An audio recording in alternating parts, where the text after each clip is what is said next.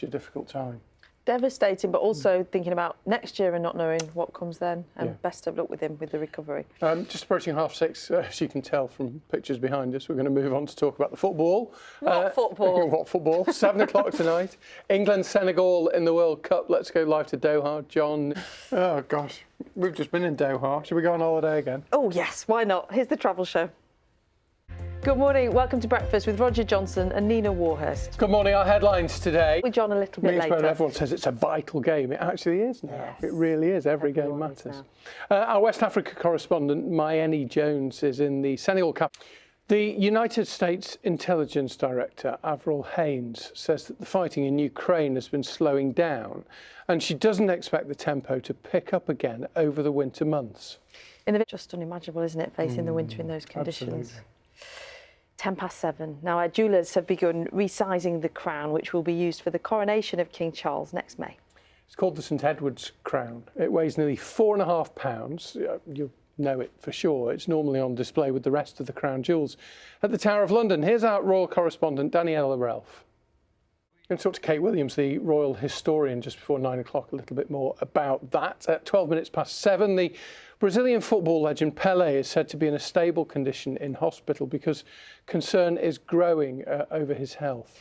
The three-time World Cup winner issued a statement saying he was continuing to receive treatment for colon cancer, as Celestina Ololode reports. Send Pelé all the very best, and fingers crossed that he gets well soon. That he remains stable, exactly. Coming up to 7:15. Chris has the weather for us this morning. Chris, we've had some breaking news. Yeah, but it does seem to have taken a significant turn for the colder this week, doesn't it? Probably feels worse than it is because it's just transitioned so quickly, doesn't it? Yeah, big change, isn't it? Snow is coming, though. Now, at 7:18, bright lights, loud noises and strong smells make supermarkets one of the most overwhelming environments for autistic people. Yes, so researchers at the universities of Oxford and Reading think that they may have found a solution, as Bryony Leyland reports.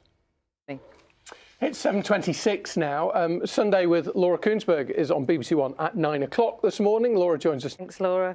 At 7:27, you may know around 145,000 people live with Parkinson's disease. It's the fastest growing neurological condition in the world. For the past 10 years, a dedicated dance class for those with the condition has been running in Dorset. It's part of a research project to see if dancing can help to manage the symptoms of the disease. Edward Salt's got the details. Interesting idea. Yeah. So in less than 12 hours now, 12 hours from now, we'll be way through the first half, won't we? Yeah, to the match. England are, of course, playing Senegal this evening. It's the first knockout game of the tournament. John is in Qatar for us this... To take it home.